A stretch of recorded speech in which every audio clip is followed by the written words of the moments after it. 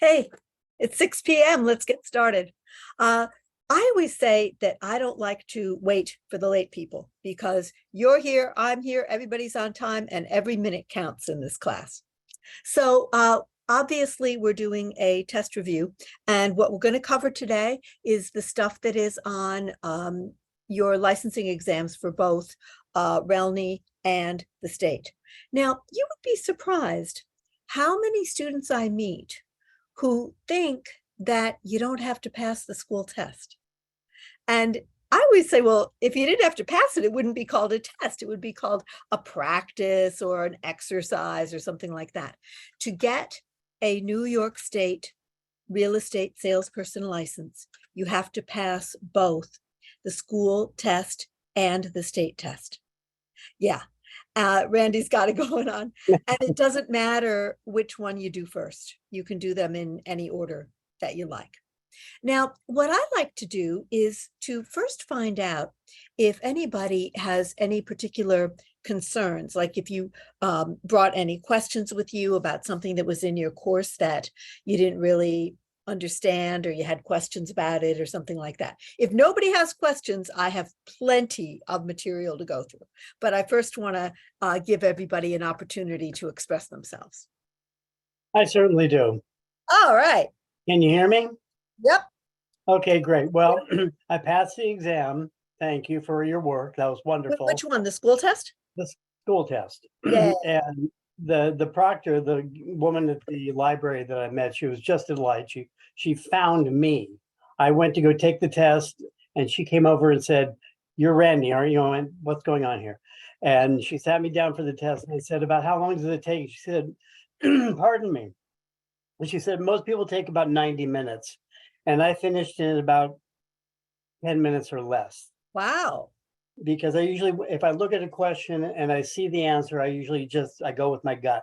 And usually that works. So I passed it, and that's wonderful. Thank you, Kristen. I hope after this is over, we can still be best friends, because everything about this course has been just wonderful. Well, that's what's so funny is like after taking 77 hours of me, people feel like they know me pretty well. Let me ask, is there anybody else in the group tonight who has passed either the school or the state test? I just want to know so that I know what to concentrate on this evening. So if you want to talk to me, you can unmute yourself and talk, or if you don't want to do that, you can type the answer into the chat, whichever you prefer. So either everybody is feeling a little reticent, or they don't know how to turn off the mute. But okay, so Randy, what are the questions that you have? Hi, Well, Corinne. Now, Corinne she's not muted. Oh, but she's a newcomer. She just arrived. I'm sorry, Randy, go ahead. No, never apologize, please. So I'm now still studying to take the state. One of the things I'm doing to review is going over the practice tests, and just going over them and over them and over them is one of the practice things. And then highlighting things that I'm weak on and reassuring myself of the things I'm strong on. Good. And my one question is for now is that, is the state test only at state facilities, or can they be done at like where we would go get it done at the library or that sort of thing? See, that's an administrative question. And Okay. I always joke and I say, I know how to stay in my lane, and I don't get involved with the administration of the school. I am just hired to write courses and books. Gotcha. That's all I do. I know where to go from there. Yeah, sorry about that. So if you do have administrative questions, you can write info@RELNY, and that will go straight to our friend Deb. I'm sure everybody knows Deb. Yeah, I can call the place directly and get my answers there. That's fine. I prefer to know you don't know than to go, yeah, go anywhere. Yeah, that would be awful. Yeah. So, all right, well, it seems like nobody has any particular concerns. And so what I'm going to do is I'm going to talk about stuff that I think is vital for you to know. Now, one of the things that I was thinking about today was fair housing. And I think that there are a couple of things in fair housing that get a little bit confusing. And believe me, when stuff is confusing, the state takes advantage of that and they try to trick you. So I want to go through a few concepts in fair housing that get a little bit confusing. And those of you who've been in my class before, you know that what I do is I type notes, I type class notes into the chat. And at the end of this session, you can copy the notes, you can save the notes, or if you don't know how to do any of that, then I can email the notes to you. Okay, but it's kind of crazy. There's like 9 or 10 of us right now.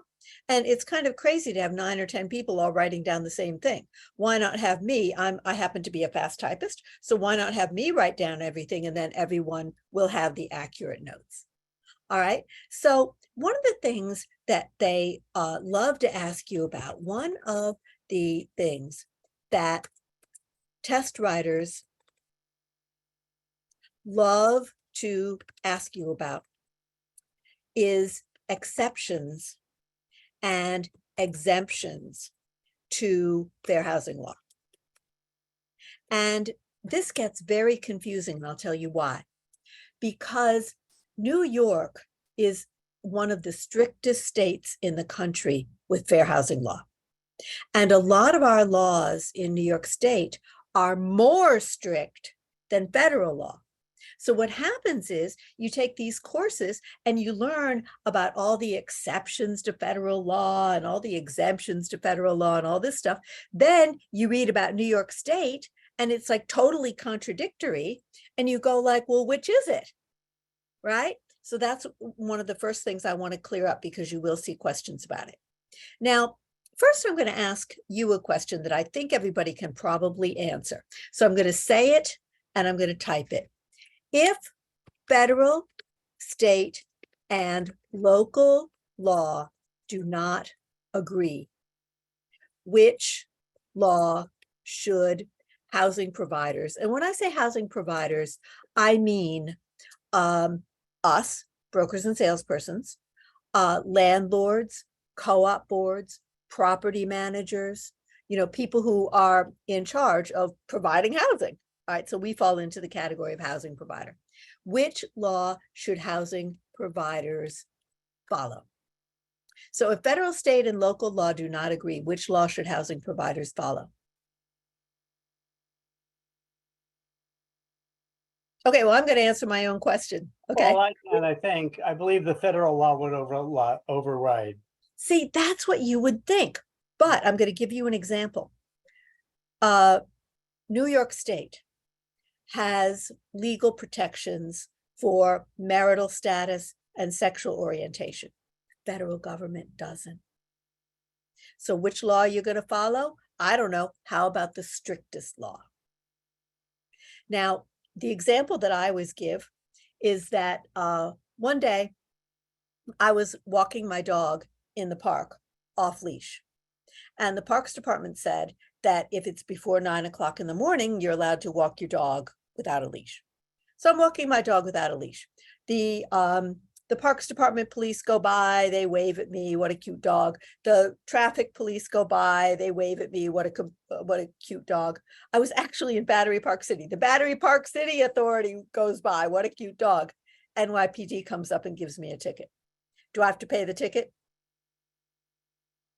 Yes. Yes. I had to pay the ticket. So the point is that you always have to follow the strictest law. So the answer to the question, I'm sorry? I'm presuming that on the test, it would indicate, the scenario, and one of the 4 choices is going to indicate this is the strictest law, this is the most lenient law, this is the in-between law, and this law doesn't exist. So they sort of get challenging me. Let me see if I can find, okay. I think I have found a similar question to what you're going to see, okay? So Randy keeps me on my toes, right? He tries. Okay. I'm going to give you choices here.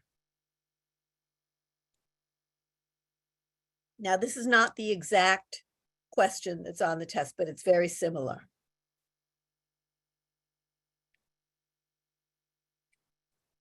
Are we talking class test or state test? School. But on the state test, they will also ask you about exemptions. It's just the sample that I'm giving you right now is similar to what you will see on the school test, but not exactly. Okay, but it's a similar question. Now, what should a housing provider do when federal law, state law, and city law are different?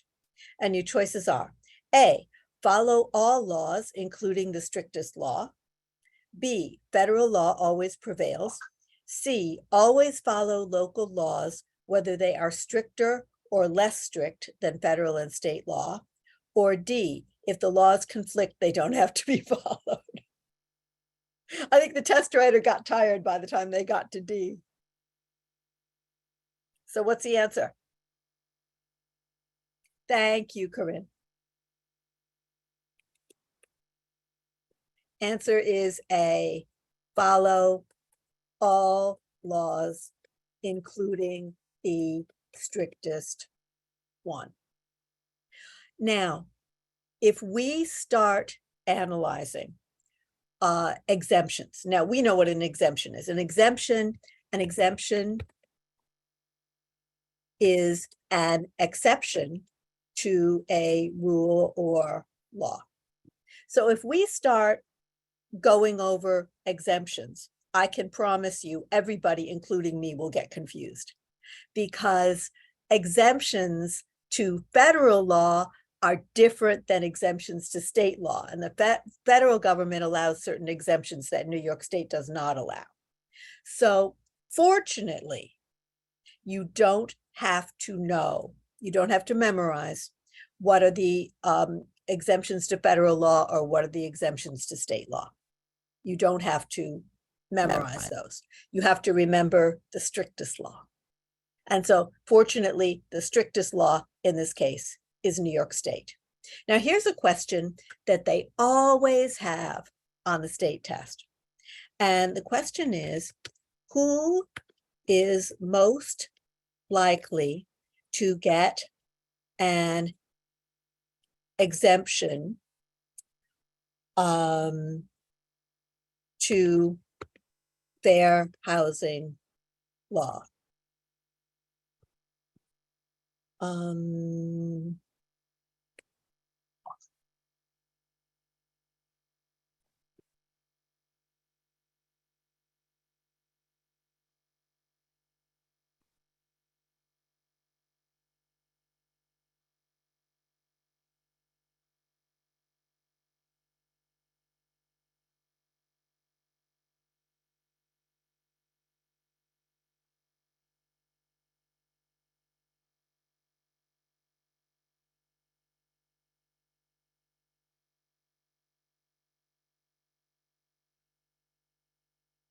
Okay, who is most likely to get an exemption to fair housing law? A homeowner who does not use a broker, a person advertising in a magazine or website, roommates, or licensed real estate brokers and salespersons. I would be guessing, but Thank you. Go ahead. I want everybody to guess. I would be guessing, but I would say A. Well, you are correct that a homeowner who doesn't use a broker is more likely to get an exemption than a person who does use a broker. But of these four choices, the one who's probably going to get the most exemptions is the roommate. Because let me tell you why. A homeowner is either renting like an extra apartment in their home, so they're not going to be sharing the space with the person, or they could be just selling the whole entire building, right? But a roommate is going to be sharing space with the person. They're going to be using the same kitchen, the same bathroom, the same living room, and everything. So roommates are given the most latitude when it comes to fair housing. Now, the most common exemption that you would see for roommates is an exemption for gender, okay? Because people might want same-sex roommates or something like that. Another one that you might see is age.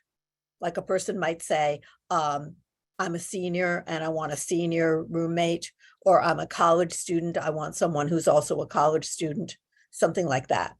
So roommates would definitely be the answer. So the answer is definitely roommates. Now, there is never a fair housing exemption for protections of which group? Mike, can I go back to the previous question? Yes. So I'm assuming that the roommate getting the exemption, the only time that would come up as an issue is if the other person was to challenge it in court. Because they're not actually registering for the exemption. It doesn't have to be court. It could be New York City Commission on Human Rights or New York State Division of Human Rights. But some agency. Yeah, I mean, it would probably be a formal complaint. You're right about that. Yeah. Okay. Yeah. Okay, I've got another question for you. And by the way, all these questions are of the nature that you will see. There is never a fair housing exemption for protection of which group? So you have to watch out for this one because it's kind of like a double negative. There's never an exemption, right? So an exemption means like a way out or a way to not follow the standard law. So there's never a fair housing exemption for protection of which group? Age, legal occupation, gender, or race. Corinne is absolutely correct again. Does anybody else have any remarks? Okay. Answer? I'm sorry. I had Katrina? a hi guys. I had a quick question. Yeah, sure. So isn't it that roommates can't roommates kind of discriminate? No? All day They're long. not? Oh, okay.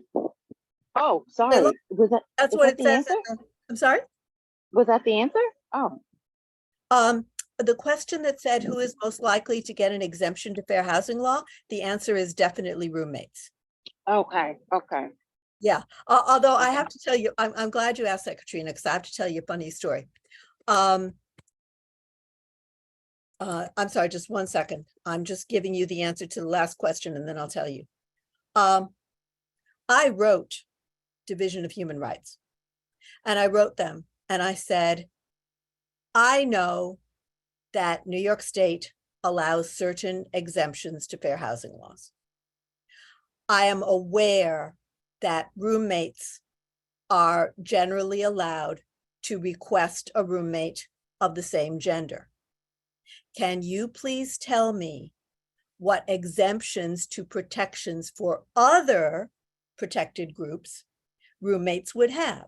For example, can a person looking for a roommate say, I want a roommate with no children. I want a roommate who has a certain occupation, like is a college student like me, or I want a roommate of a certain religion because I'm Muslim and we pray 5 times a day, or whatever it may be, right? So that sounds to me like a pretty clear question, right? Do you feel clear about what I'm asking? Yes. Yeah. I'm anticipating the answer. I can't wait to hear the answer. I know. So I said, yeah. I mean, I know that roommates get an exemption for gender, but what other protected groups do they get an exemption for? Can you please tell me? And an attorney from Division of Human Rights wrote me back and said, dear Kristen, thank you very much for inquiring about exemptions to fair housing laws for roommates. Roommates may discriminate on the basis of gender. Thank you for writing to Division of Human Rights. Now, that's infuriating, isn't it? Yes. Sounds very vague. Yeah, it's kind of like I told them right in the letter. I already know they get an exemption for gender. What else do they get an exemption for? And it was infuriating, right? But then I thought about it for a minute. And I thought, well, wait a second, this person who wrote me back was an attorney. And like, what are they supposed to do? Make up laws or make up court cases? Because there's no actual law anywhere in New York. Like if you read New York State human rights law, it doesn't say roommates get exemptions for, source of income, age, religion, they don't have a list of what roommates get exemptions for. And probably, I'm sorry. Oh, maybe that was background noise. And probably. Sorry, that was background noise. Oh, Sorry. okay. I'm gonna mute myself. Probably this attorney couldn't find any court cases that address that exact issue in our state. So like, what's the poor lawyer going to do? Is he going to like make up rules? He can't do that. So, he wrote me back as best he could. So, I mean, I was pretty irritated at first, but then I thought about it and I realized, the poor guy had to do what he had to do. So that's why on your test, if they ask about exemptions, it will really be for like roommates and gender, because that's the one that's clear cut. All right. Now, the one about who's most likely to get an exemption to fair housing law, exemptions are always for the owner or occupant of the real estate. They are never for real estate brokers and salespersons. They are never for journals or websites. They're always for the principals. Make sense? Okay. Not really. Not really. Okay, talk to me. So does that mean brokers and salespersons don't get exemptions for anything? Well, for example, let's say that a person is looking for a roommate and they really, really hate Satanists. Okay, now that's a religious preference, right? Right. Now, probably, I mean, although it hasn't been tested in the law that I know of, and it's certainly not written in the law, but probably if Marilyn Manson comes to rent an apartment, probably they can get away with saying, we're not compatible. Our beliefs our belief systems aren't compatible, and I think I'd like to find a different roommate. But there's no way in the world that they can put an ad saying roommate wanted, no Satanists, or apartment for rent, no Satanists. And there's no way in the world that we could put that in our listing database. I'm trying to think of a question. So then suppose somebody comes up to me and says, I want you to sell my house, and he's a habitual liar, but I've already signed him on, and by the time I'm starting to show houses, how am I exempt from his dishonesty? Or is that too far out in left field? It's not too far out in left field. In other words, your client is committing misrepresentation. Right. Is he committing misrepresentation to potential buyers, or is he committing misrepresentation to you? To me. Okay. I actually had a conversation about this today, and a lot of real estate professionals, if they feel that that their client is not serious or not living up to the terms of the contract, or making their job impossible to execute, they can agree to terminate the representation contract. Most brokers have a termination clause in their listing contracts. Oh. And if they don't, then, they can draw up an agreement to terminate. Yeah, we were having that I was talking to another broker today on that very subject. This broker is also a teacher, and he was talking about the concept of firing your client. And a client who's constantly committing misrepresentation makes it impossible to do your job and to follow state law. I mean, I've actually done that in the paralegal work I've done, where I'm working for a firm and I'm getting lied to, and I go, this has to stop. I'm no longer going to do this with you. But it's always been verbal, but I was very curious about that. Okay, well, that leads me to another question. All right. And a landlord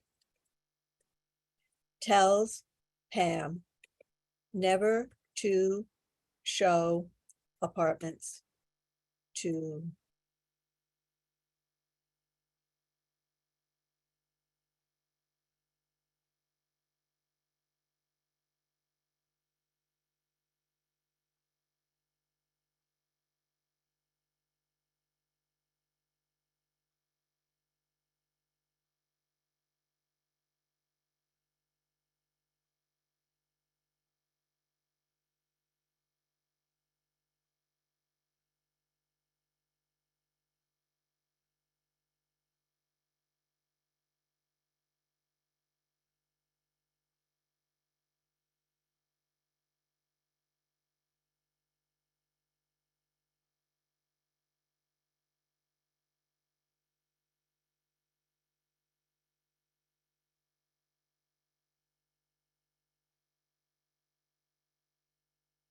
a landlord tells Pam never to show apartments to minorities. What must Pam do?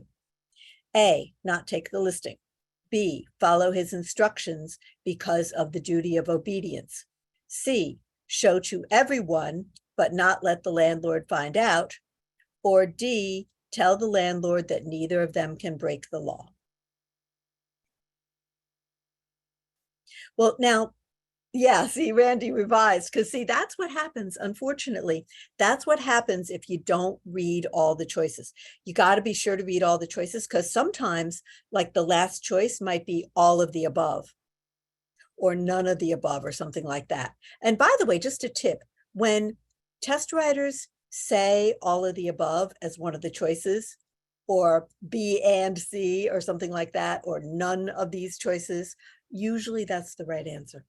Ah, I And, came across that in one of your test oh, questions. okay. Where it was an attorney, all of the above, and then two more answers. And the answer attorney was right, and all of the above was right. Right. But So one that's of why them, you have to read all the had to choices. be wrong. Yeah, that's why you have to read all the choices. Now, this actually happened to me, this exact situation that's on the test with Pam. I had a student who called me up and she said, Kristen, I just got the exclusive on a whole entire building, but the landlord told me not to show to minorities. And I go like, wow, what a jerk. Like, why are you even considering working with him? And she said, because he's got 100 apartments and that's a lot of money. And you know what's really weird is this young lady was Black. He said it to her face. Can you imagine what a jerk? So I said, look, there's no law that says that you can't take the listing as long as you don't break the law and he doesn't break the law. So you have to instruct him that what he is proposing is illegal under federal, state, and local law, and you absolutely cannot do it. I mean, she wanted to take the listing. So who am I to tell her you can't make, you know, millions, not millions, but hundreds of thousands of dollars? Who am I to tell her that? Right? Okay, Kristen, give it up. Did she take the listing or not? She did. She did? She did. She went to the landlord and told him that she wasn't going to do anything illegal. Wow. What he was proposing was illegal. Wow. Yeah. Yeah, isn't that amazing? All right. Now another thing that I want to point out to you with regard to fair housing is in fair housing, they will always try to get you mixed up with other laws. Okay. So in fair housing, the main laws we want to remember are the ones having are the federal ones, and those would be 1866 Civil Rights Act, 1968 Fair Housing Act,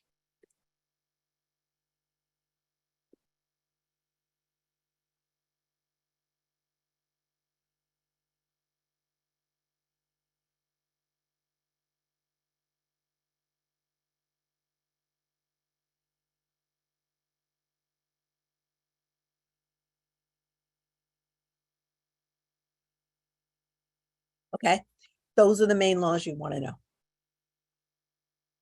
for the test. And I promise you, they're going to ask you the same old stuff over and over and over again. They always ask you, what was the first fair housing law?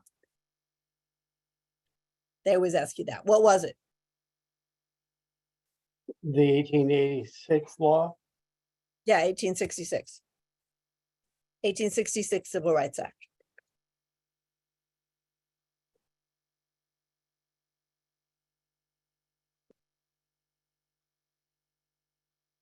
Okay, I'm going to excuse myself. Okay. And I'll probably be back next week, but this has been wonderful. Thank you, Kristen, again. Randy, just to help me out a little bit, I know that I already have your email address, but can you just type it into the chat before you go? Yes, I can. Thank you. All right.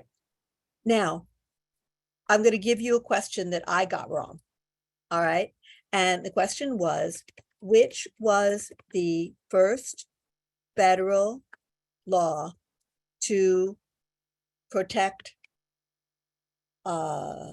against discrimination in mortgages? And let's say that those are the four choices, okay? 1866 Civil Rights Act, 1968 Fair Housing Act, 1988 Amendment to Fair Housing Act, or 1990 Americans with Disabilities Act. What's the answer?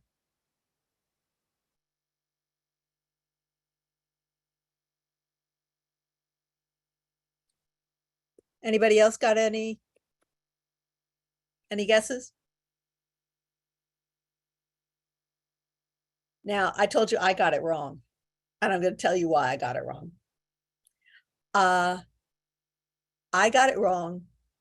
Okay, the answer is 1968 Fair Housing Act. Now, I'll tell you why I got it wrong. Because I read the 1866 Civil Rights Act, and what I remembered about it is that it mentioned like equal rights in like every possible thing you could ever do with real estate. Like it mentions you can sue, you can give evidence, you can inherit, you can rent, you can ground lease, you can, like, they name like every single thing you can ever do to real estate. So I figured mortgage had to be in there somewhere, but it's not, because 1866 Civil Rights Act, they never thought of mentioning banks.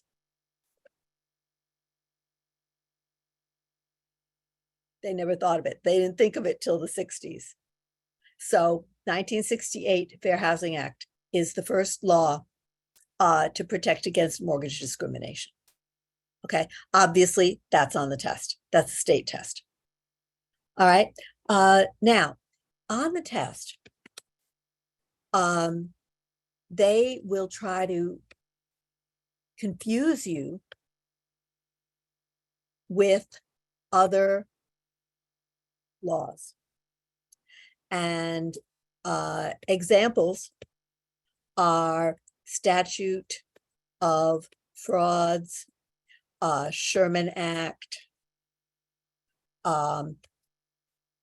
real estate. I'm just going to say RESPA. All of these have nothing to do with fair housing. And Sherman Antitrust Act in particular is used to try to trick you. Antitrust has to do with business and trade, not with fair housing.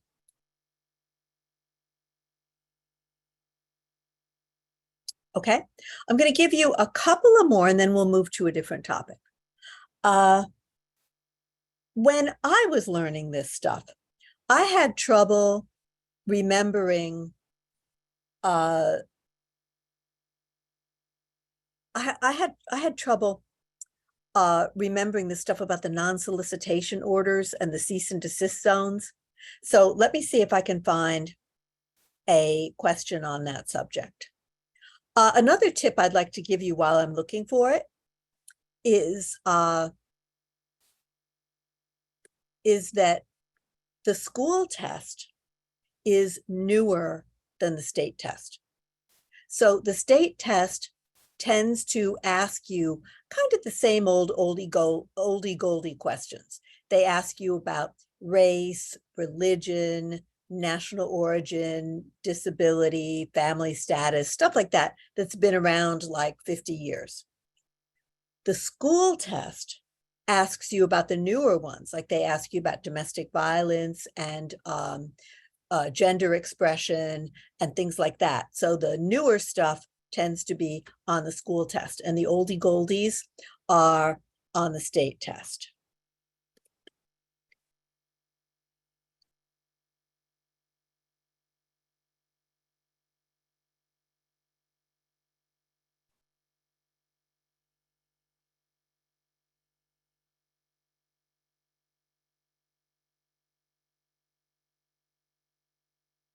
And remember, Department of State, they oftentimes on the test abbreviate themselves as DOS.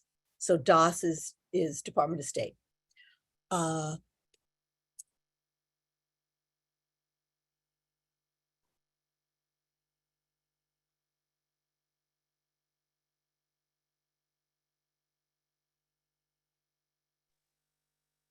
Hey, Kristen, I have a quick Yeah, question. sure. Looking, I wanted to ask about, there was one question on the test, on the, it's about New York State General Business Law 36B. Yeah. It says that it does not cover blah, blah, blah. But what is that? Is that for new construction, or is that for a purchase in general, or that's just a business law? That's a great question. I'll get to it as soon as I give you this is the last fair housing question that I'm going to do. So as soon Okay, as okay, sorry. no, it's fine. As soon as I give you this last one, I'll move on to that because that's an excellent question. Um,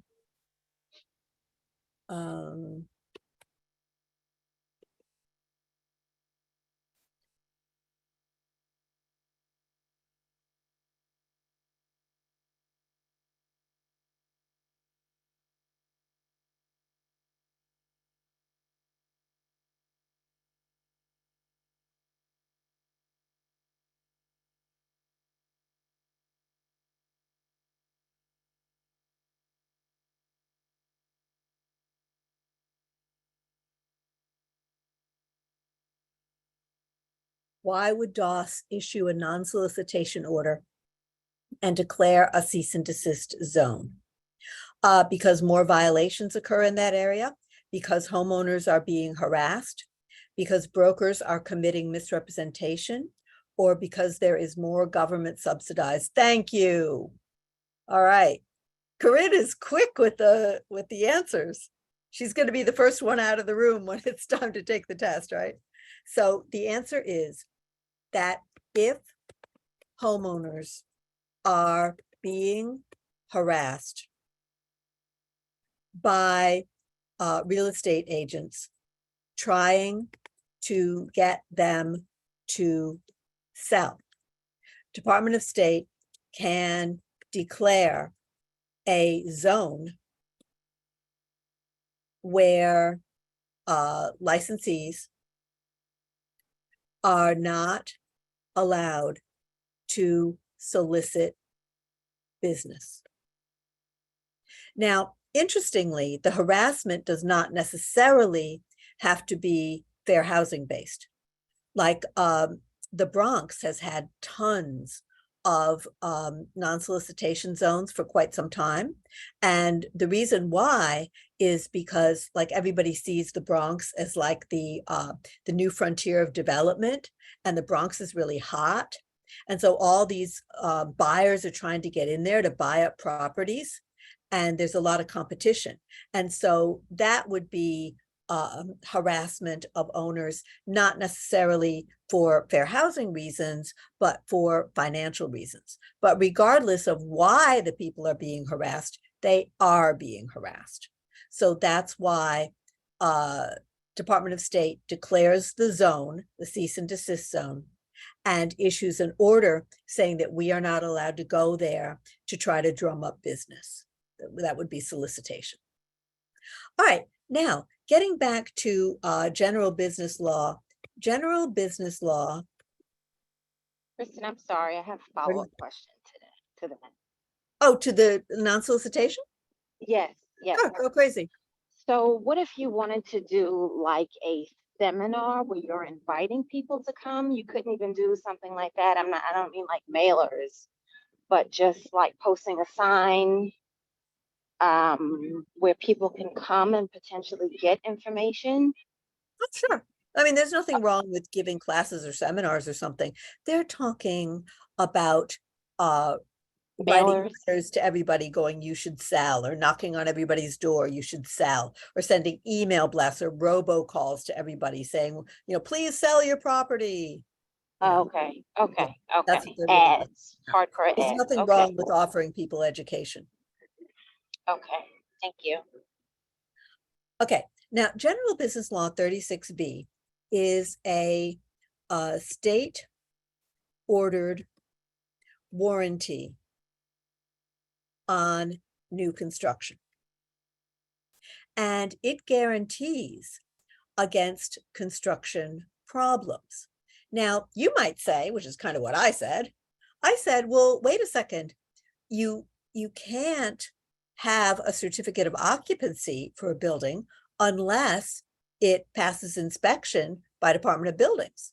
So everything's got to be fine if it passed the Department of Buildings inspection, but there's the time element, because sometimes there can be problems that don't show up right away.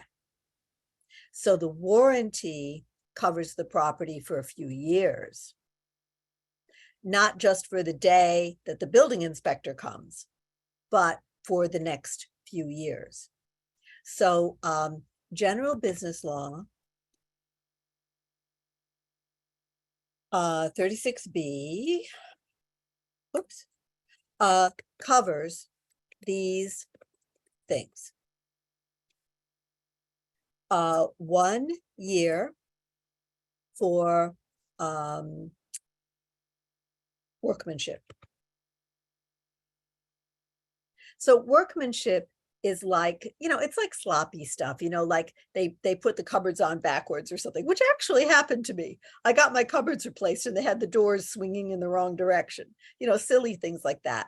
Or like they forget to put the doorknobs on or something, like that would be like dopey stuff. Okay, so workmanship would be sloppy things that are likely to show up in the first year.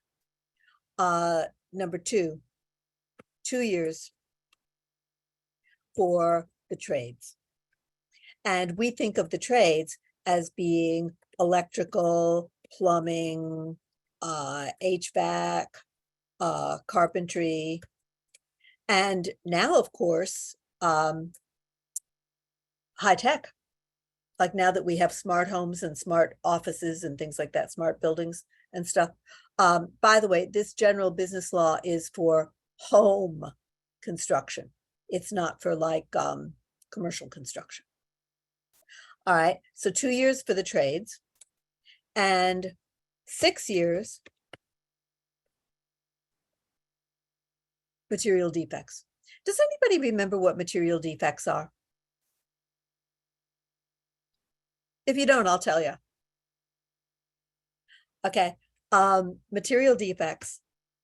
Material in this case does not mean steel and glass and stuff.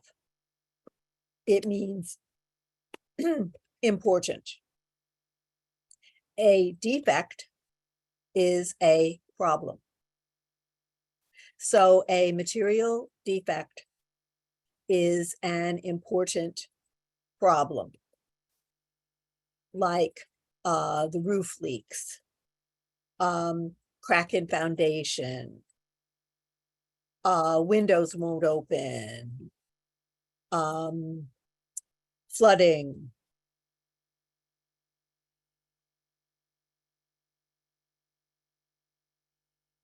And it can take 6 years for stuff like that to show up. So 6 years for material defects. So typically what they ask you, what they ask on the school test is which is not covered by general business law 36B. And first of all, you kind of have to know what that law is, which we just talked about.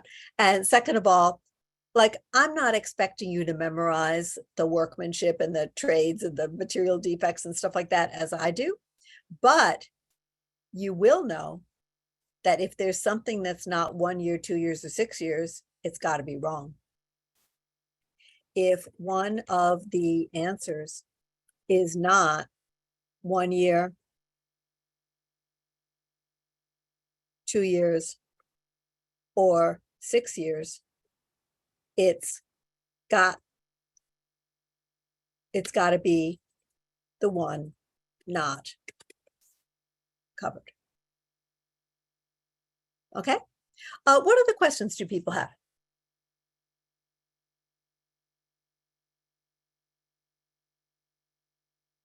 Okay, then I'm going to keep going. I got boatloads of questions for you.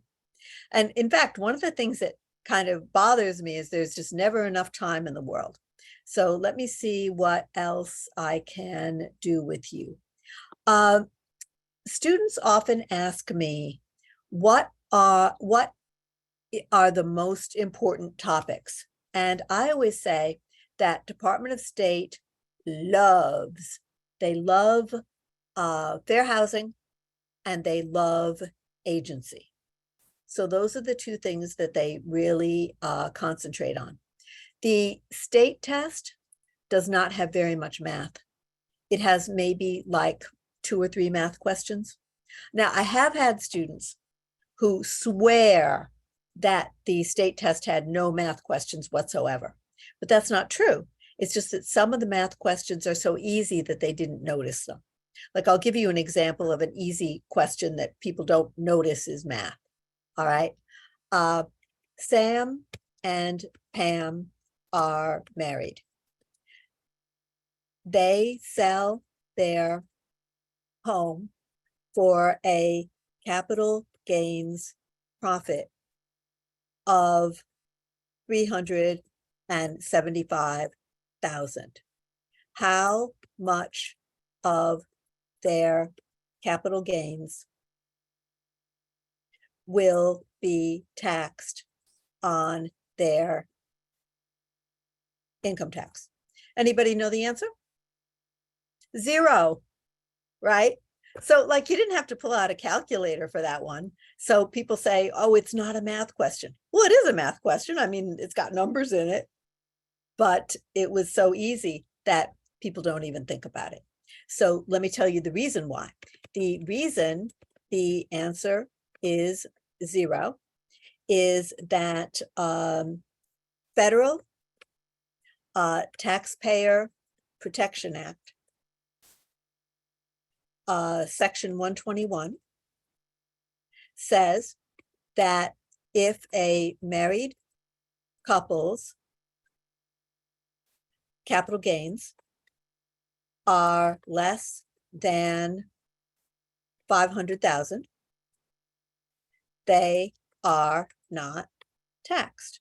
Gotta love that, right? Everybody freaking loves that.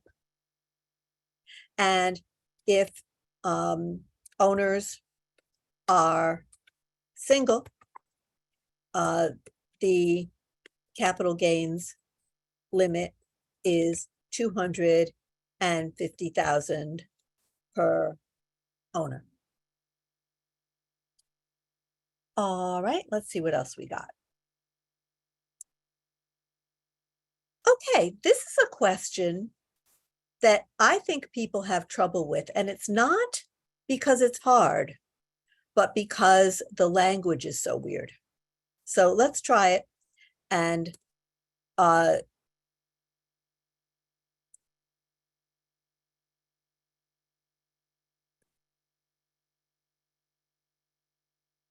let's try it and see if anybody gets it.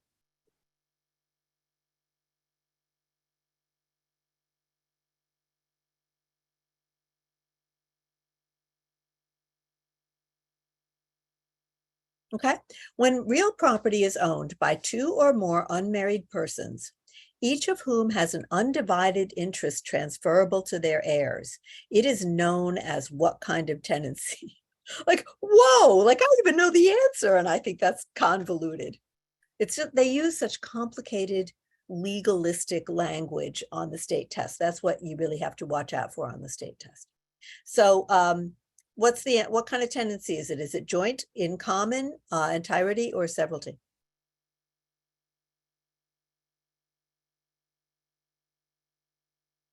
Well, let's think about it. If it's two owners, which one of those four answers can it not be?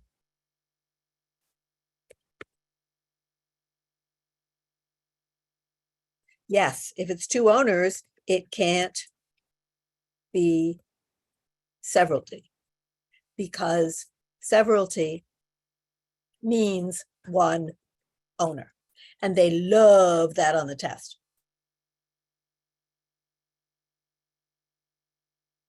And the reason they love it on the test is because severalty sounds like several people, but it doesn't come from the word several.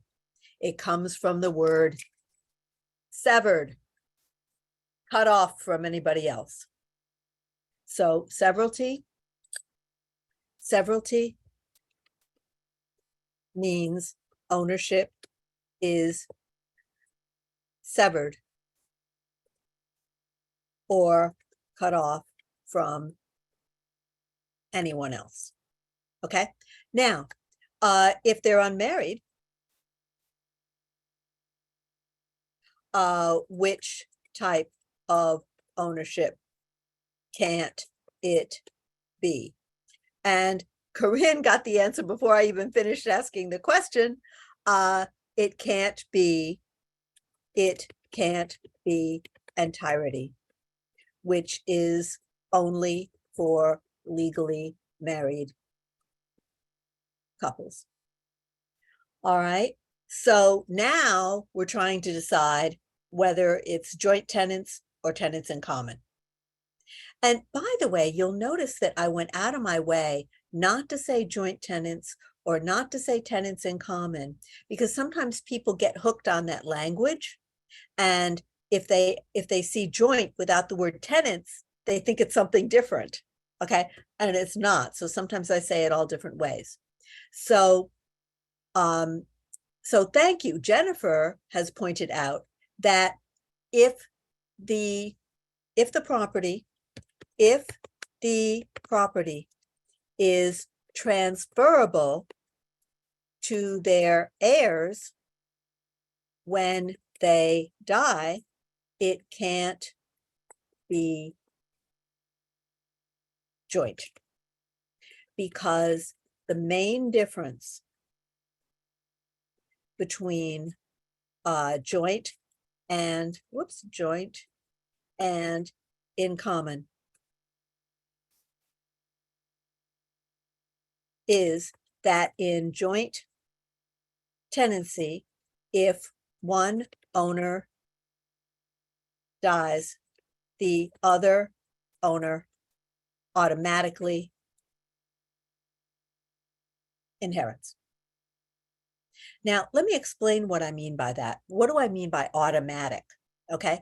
I think people know what probate is. Probate is when the court goes through a person's will and goes through their possessions, their debts, their assets, and figures out how to distribute them after the person has died. Now,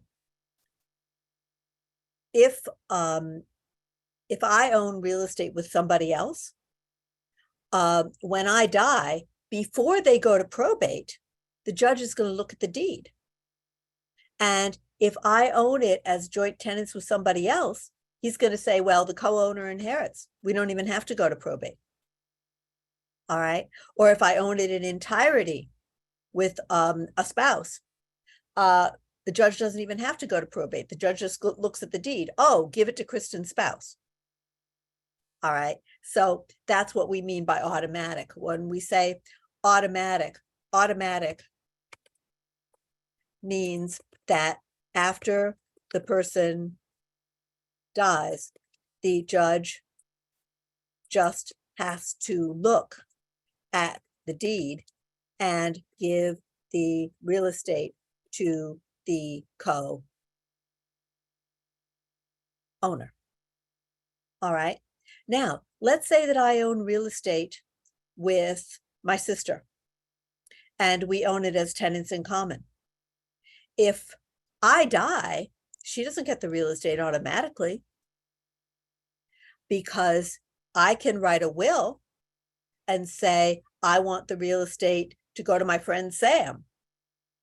And so my share of the real estate will go, it can be transferred to my heirs. My heirs are my family or the beneficiaries of my will.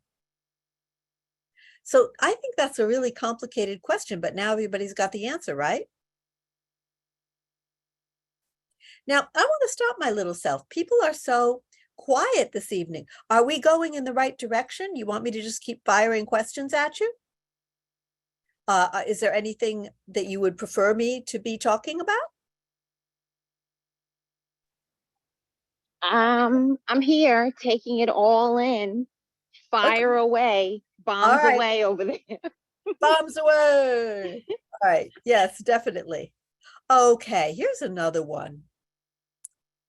And when I say another one in a, I don't know, sort of a dismayed tone like that, what I mean is that the test, especially the state test, the school test to some extent, but especially the state test, loves to try to confuse you with complicated language in the questions. So I'm going to give you another one that's kind of like that.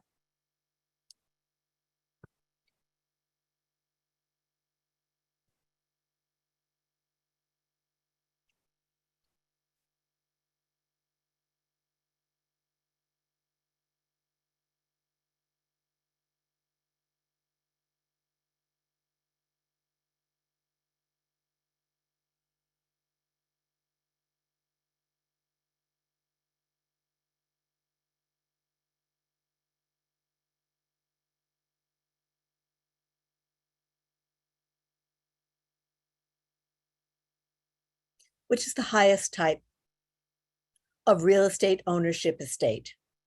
A life estate, conditional estate, fee simple, or qualified fee estate? What's the answer?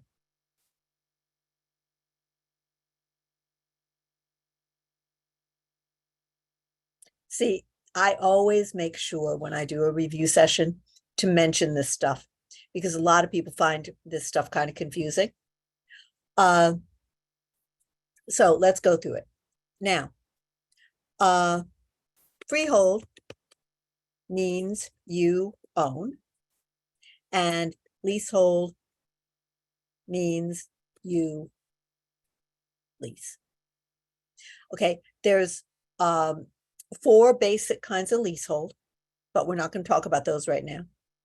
And there's 3 basic kinds of freehold. There are 3 basic kinds of freehold, but there is one kind of freehold that you see all the time because it is standard, ordinary ownership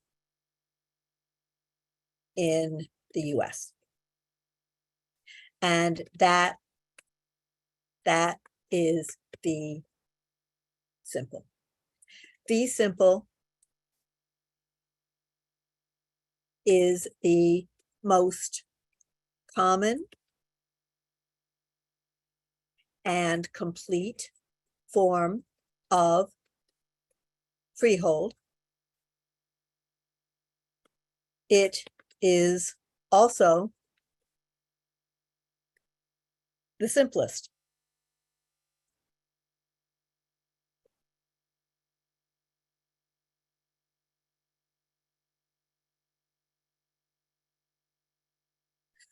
Fee simple is the most common and complete form of freehold, where the owner has the most rights of ownership. It is also the simplest. The other kinds of freehold, the two other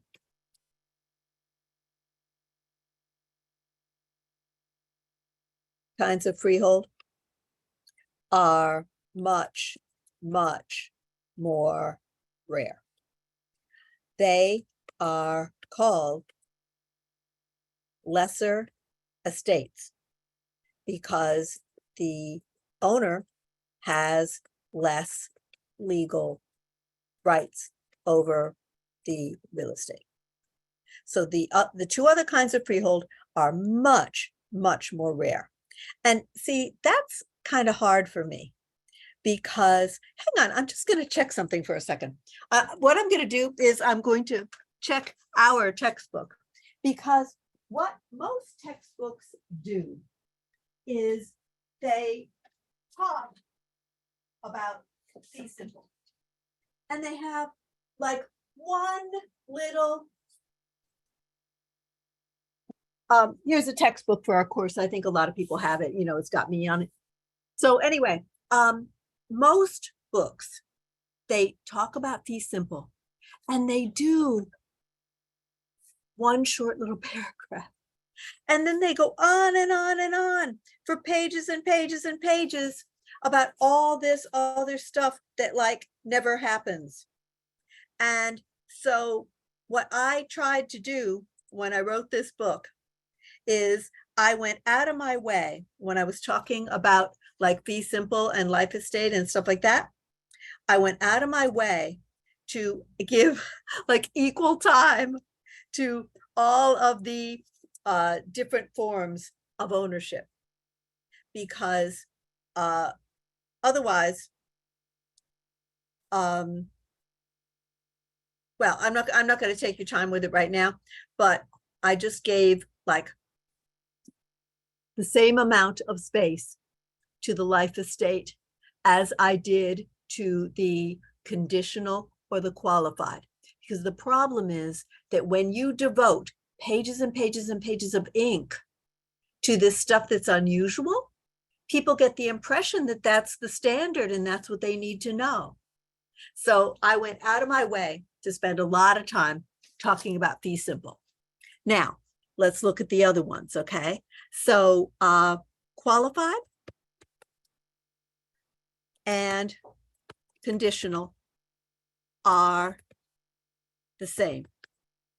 They mean that the owner only owns the real estate if they follow certain conditions. So let me give you an example. Let's say that I have a daughter who's always getting into trouble. And I think, oh boy, you know, if I give her this house, the only thing that she's going to do is like hang around and take drugs all the time. Like that would be my daughter, right? So all she's going to do is hang around with her friends and take drugs all the time. So I'm going to give her this house on the condition that she use it as a museum. And the minute she doesn't use it as a museum to preserve history and, you know, all kinds of desirable goals, the minute she doesn't do that and starts partying with her friends, she loses ownership. She owns it on condition that she use the real estate as a museum. All right, so that's pretty simple, right? And I mean, does she have the full rights of ownership? No, she can't sell it. She can't tear it down. She can't, you know, I mean, she can't use it for any purpose other than a museum.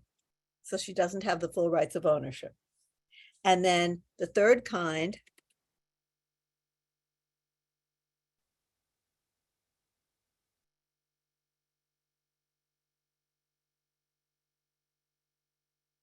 is a life estate. It means only owns the real estate for their lifetime. And when they die, the ownership goes to someone else. So they don't have the full complement of rights either, because they can't sell the place, they can't tear it down. Like there's a whole lot of things that they can't do that they could do if they owned it in fee simple. So I'm going somewhere with this because I'm leading up to a question. And when you see this question, you will think of me. You will definitely see this question on the test. Unless it is a lesser estate, what kind of freehold is it? Unless it is a lesser estate, what kind of freehold is it? And your choices are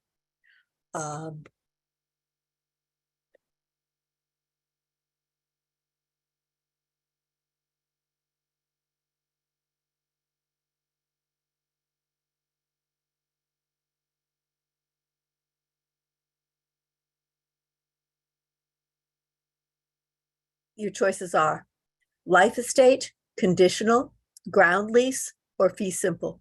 What's the answer?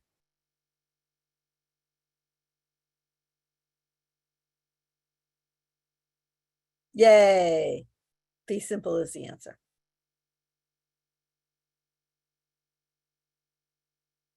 Okay, I'm going to keep jumping around because, that's something that students say they like. Like, people run out of attention span and you get bored doing the same stuff over and over again.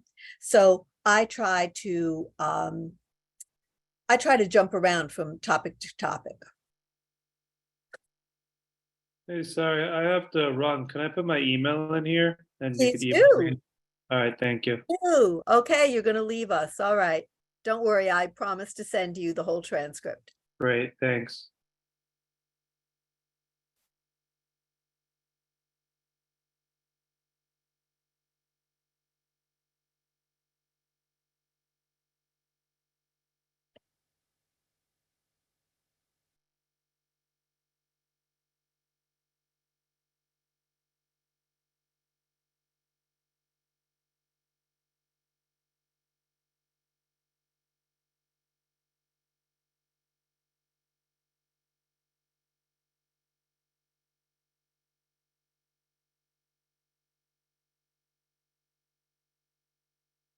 Mrs. Davis bought a house and was granted the right to cross the neighbor's land to reach a beach. Mrs. Davis has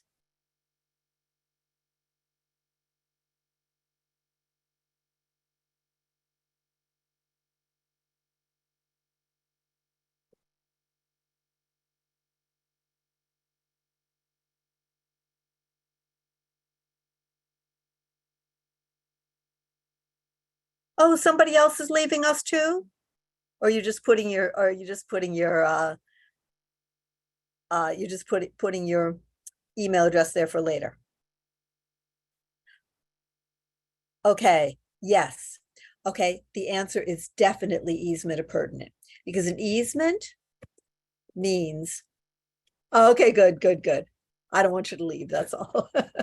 Okay, easement means that someone legally can use someone else's real estate.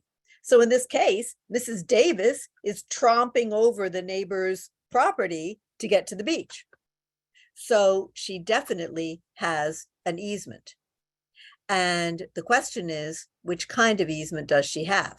Does she have an easement appurtenant or an easement engrossed? Does anybody remember the difference between easement appurtenant and easement engrossed?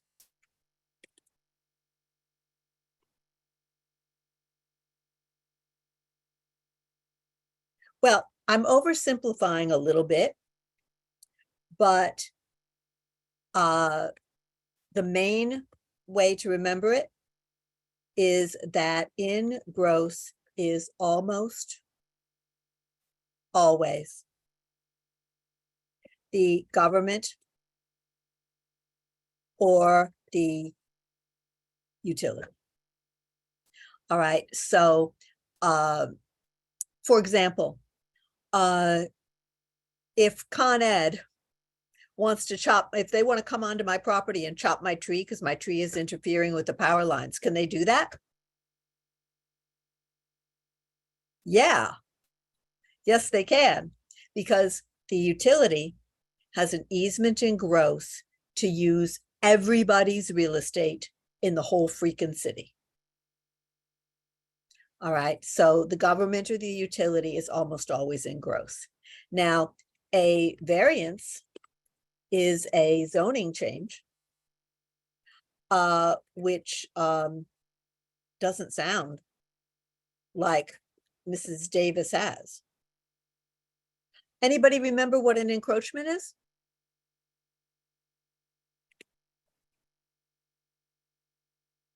I'm going to give you a hint. The dog. She just kind of looks like a lump of fur, but sleeping dog. Does anybody remember what an encroachment is? Yeah. Okay, encroachment is trespass by a thing, like a car, a tree, a wall, a dog, etc. Trespass is when people go where they don't legally belong. All right, now, encroachment is a kind of encumbrance. Encumbrances are legal or financial problems attached to the real estate.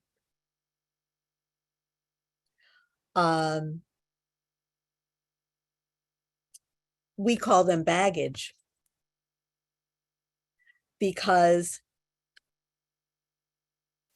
they are problems that travel. Now, what do I mean by a problem that travels? I'll tell you what I mean. Let's say that I have a whole bunch of debts on my real estate that I didn't pay. I didn't pay my property tax. I didn't pay my water bill. I didn't pay for all kinds of special assessments and all kinds of junk like that. I didn't pay for anything, right? Those are going to be encumbrances. Those are going to be debts or liens attached to the house. Now, if I sell the property to you, they become your debts.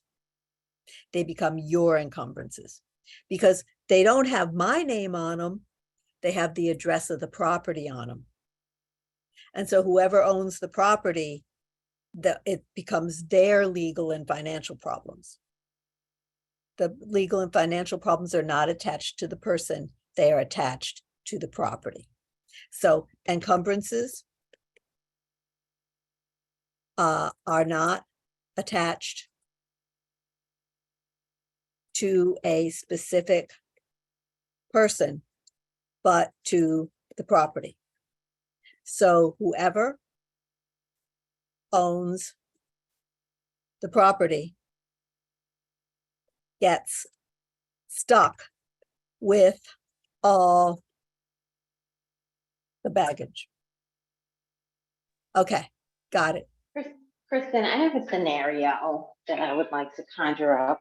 So Sure. let's say that all of these debts, the encumbrances, everything that's owed shows up on a title search and the buyer finds out about them. Is it normal to negotiate those or ask that you have them or ask that they be paid before sold? How would that work? Well, it depends. The ones that can be taken care of can be taken care of. Like, for example, I had a case once where there was an old lady who died and she was selling her house. And what happened was she died and she left the house to her niece in Israel. Well, the niece in Israel, she never had been to New York. She didn't want to come to New York. She just wanted to get rid of this stupid house. So she never paid any real estate tax, like, she never paid anything on the house.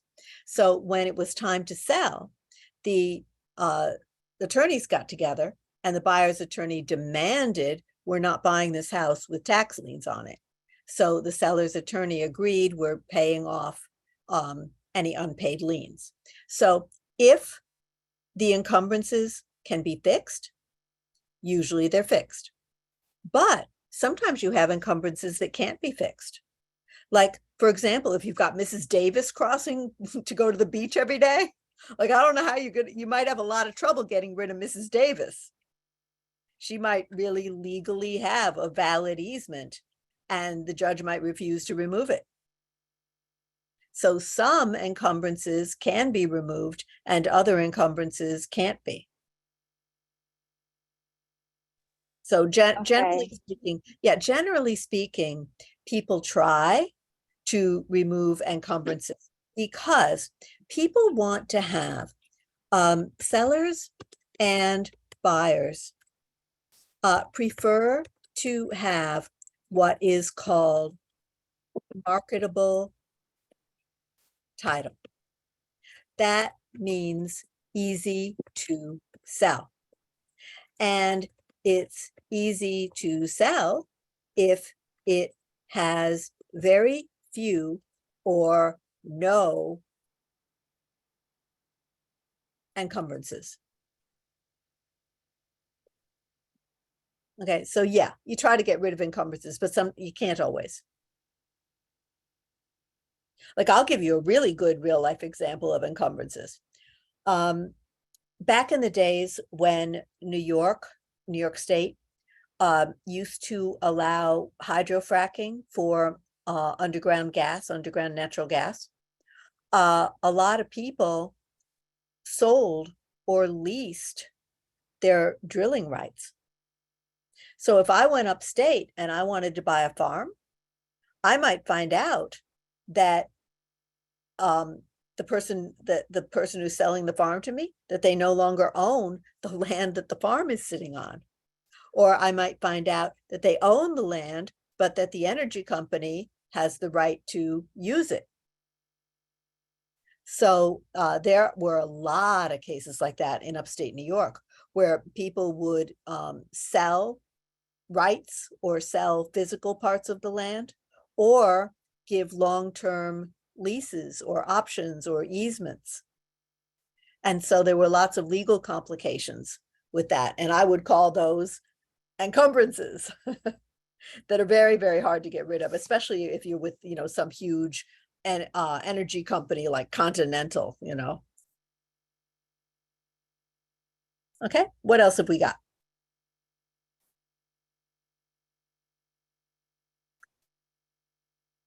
All right, I'm coming up with some. Here, what I'm trying to do is sometimes I unwittingly develop a theme to my review sessions. And the theme that I seem to be pursuing tonight is questions that are confusing because of the words they use. All right, so here is something similar to a question that you might see possibly on the state test. Which contract provision would require completion of a certain act before the contract can be binding? Blah. I'm going to give you choices though, so that makes it a little bit easier.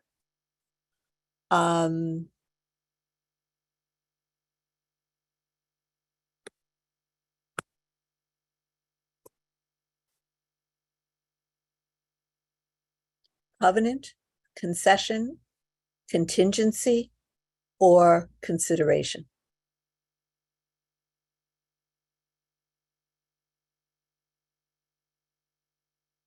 See, when I tell you, you're going to hate me because I know that everybody in the room knows this.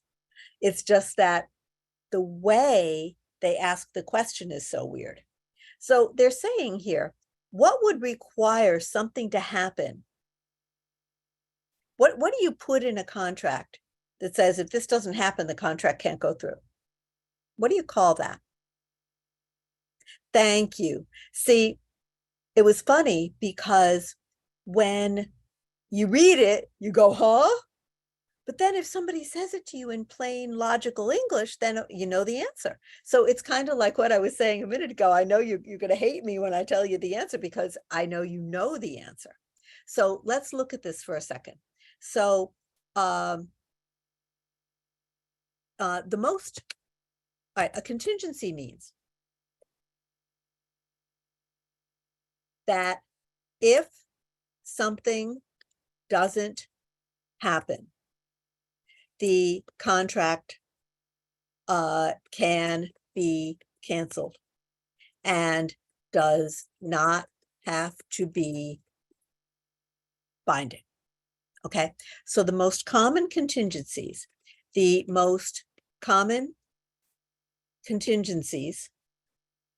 are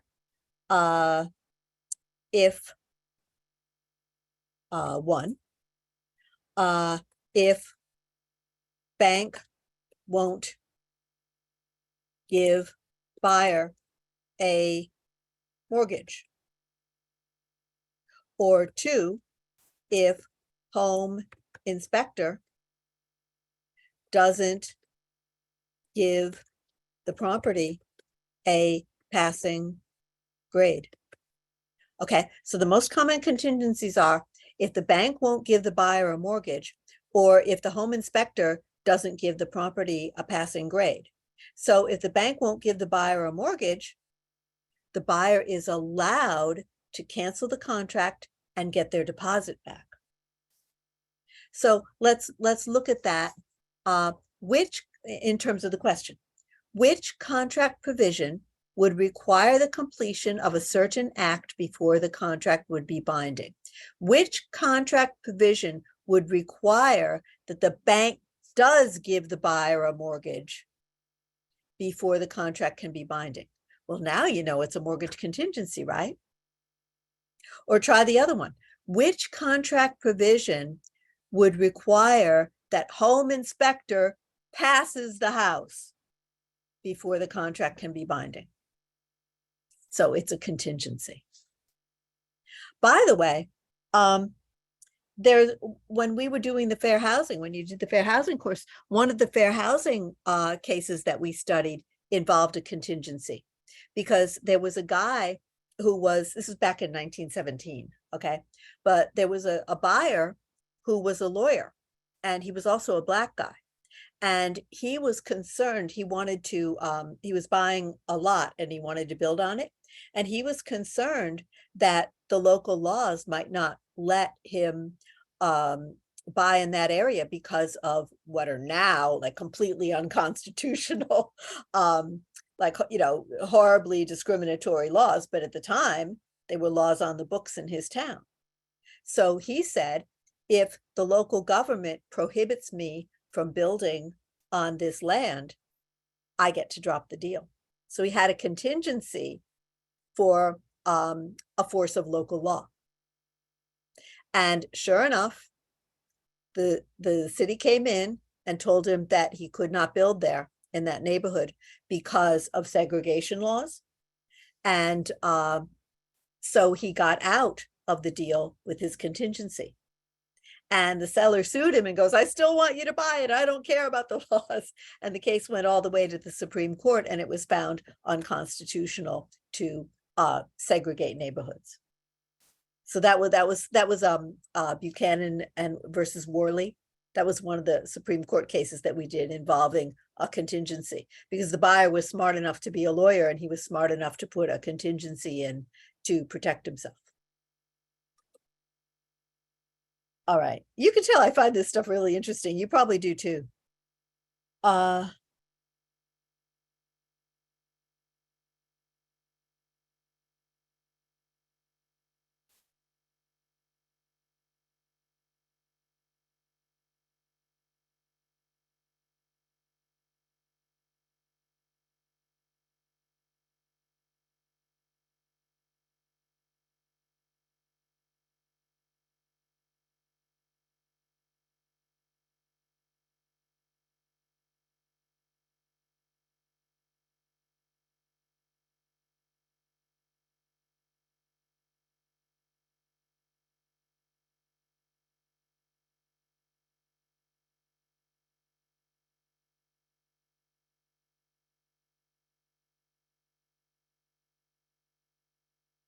What is the definition of amortization?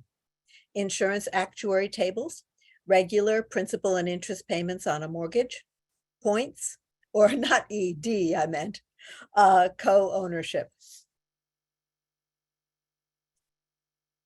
Thank you. The answer is B. Yes, everybody's getting it right. Amortization means gradually paying off a mortgage loan with regular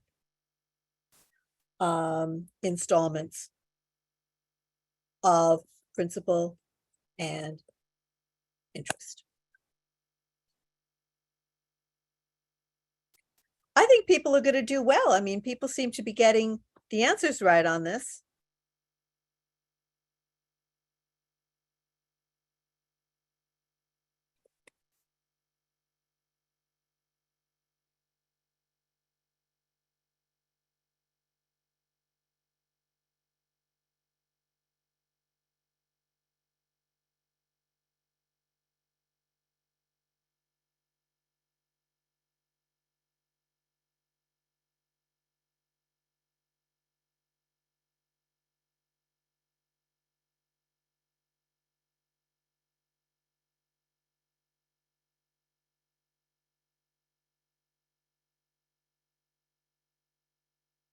What is it called? When government legally can take private property for public use. Subordination, laches, eminent domain, or escheat. Anybody know? And don't worry, I'll tell you what all this stuff is in case there's some of these choices that you don't actually know. Kristen, I'm pretty sure it's a sheet, but the first thing that came to my mind was condemnation. I think I was reviewing something about condemnation today. Why am I confused? Oh, okay, that's a great question. Let's talk about it. Okay. Now, eminent domain is when government is allowed to take ownership of private real estate to do something for the public good, like build a stadium or subway station or a bridge or something like that. The government has to pay fair market value, but the owner has to sell. They have no choice. Okay, now condemnation is when the government identifies a property that they are going to take under eminent domain. Okay, so first step is government condemns the property. Then they take ownership. Okay, so condemnation is part of the eminent domain process.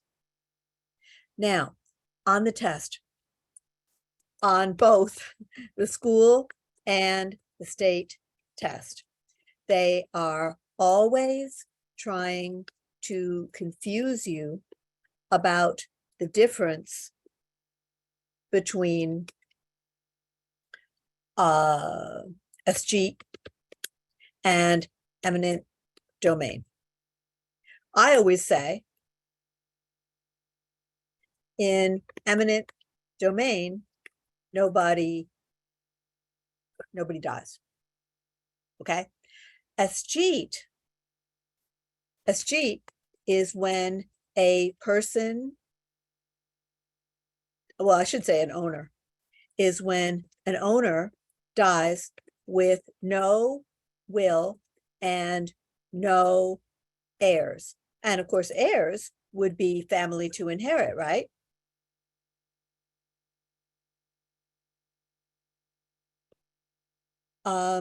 If there's no owner, the real estate is abandoned. Abandoned real estate is dangerous. So to protect the public, New York State takes ownership. Okay. Now, this actually happened to me once. Because what happened to me is I had this cousin. He was like a lot older than I was. He was like 25 years older than I am.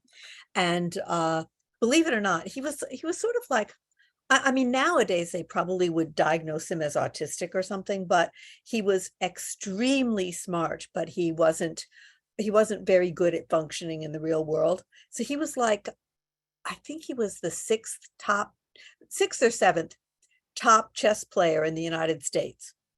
But he was like, he didn't have like social skills. He couldn't manage money. You know, he had all these things. So he died with no will. And when he died, he had no children, no wife. And so they're saying, what are we going to do with his house? And New York State sent me, of all people, an escheat letter saying, we can't find any brothers and sisters, no other relatives. You, his first cousin, are the closest relative that we can find. And so we would like you to take, you know, as his closest heir, to take possession of the home. Well, they don't want to do escheat. New York State does not want to take possession of abandoned real estate and have to take care of it. They want some nice person like me to own it and take care of it and pay real estate tax on it and stuff like that. So anyway, long story short, my two sisters and I, my cousin actually had a girlfriend who was a registered nurse, and he didn't have the decency to write her a will, or the wherewithal to write her a will. So we ended up giving the house to her. But anyway, that's the story. Okay. Oh, it's 7:35. I always go over time. One more question and then we'll go, okay? I'm supposed to end at 7, but I always lose track of time when I'm doing this. Let me make it a good one. I'm going to find a good one for you. Okay, here's a good one.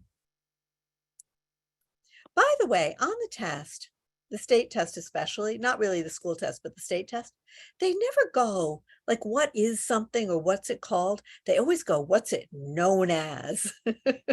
It's like so disconcerting to me when I read it. And you're going to find when you take the state test, and maybe to some extent the school test too, you might find typos in the school test. But on the state test, you're going to find typos, grammatical errors, all kinds of things. Like, here's one that has a flagrant grammatical error.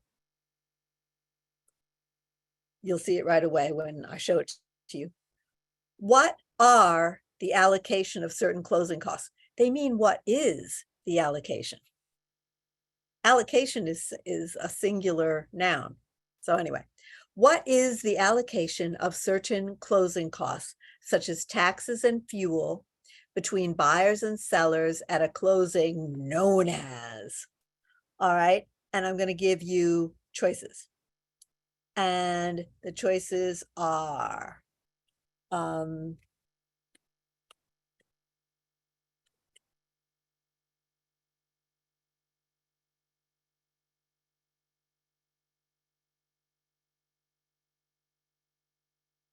proration, partition, escheat, or subordination? Thank you. Answer is proration. Proration is when buyer and seller make little financial adjustments at closing. Let me give you an example. Let's say that you're going to sell me a house, okay? And in the basement, you have a full tank, 275 gallons of heating oil. Don't you think I should pay you for the heating oil?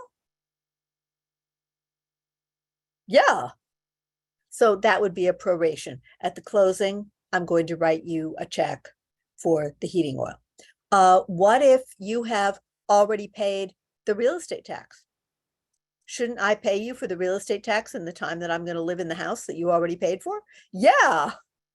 So that would be another proration. I might write you a check for the property tax covering the days that I'm going to be living in the house and owning it. All right. So the answer is proration. Now I want to call your attention on the test. There are a couple things they love as wrong answers. They love subordination. Subordination is priority of contracts.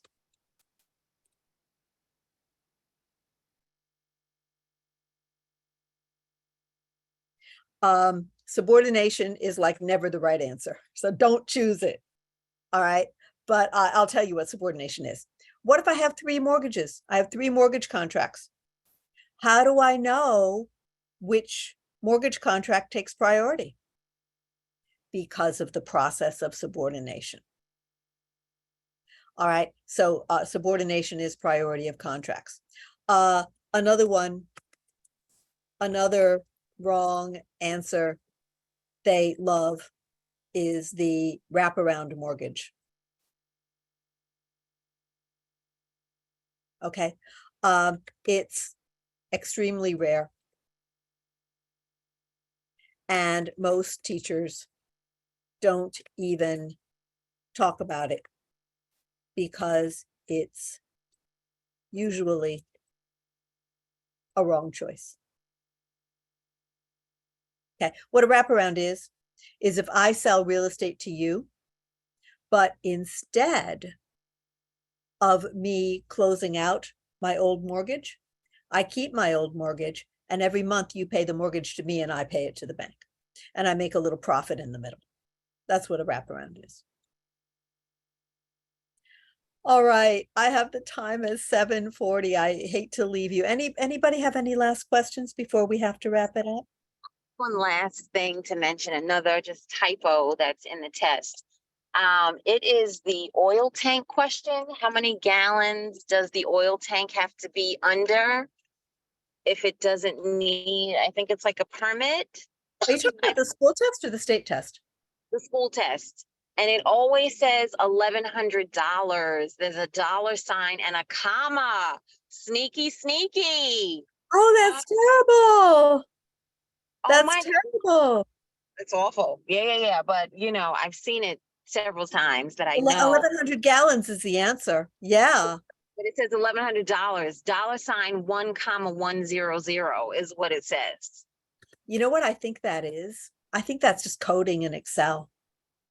Oh, okay. Okay. Because, you know, if you code a column in Excel, if you forget to say what type of number it is, sometimes Excel assumes it's currency because they're used to people doing like financial statements. Okay. That's bad though. That is sloppy. We got to fix that.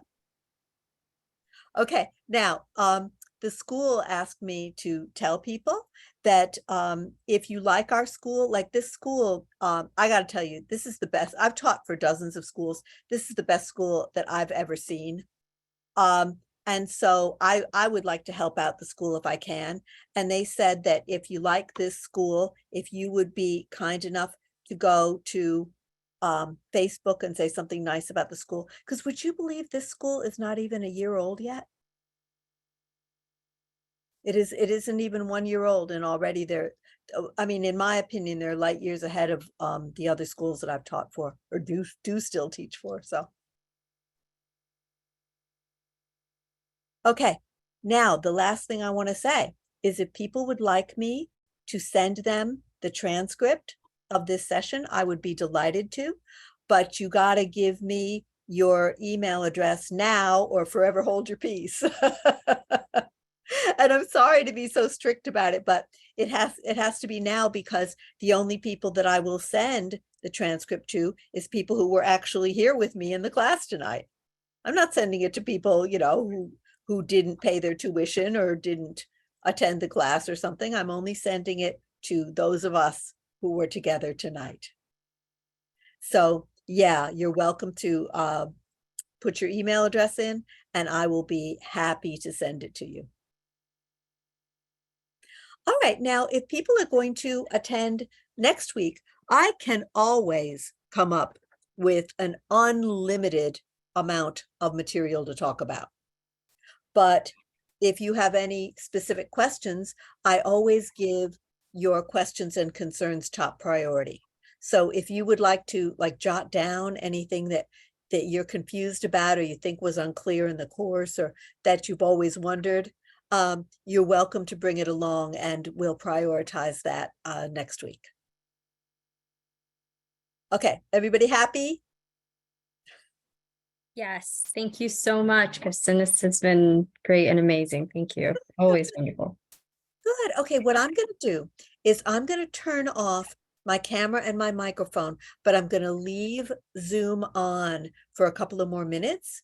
And that way, you know, some people prefer to copy and paste the chat rather than wait for me to email to them. That's fine.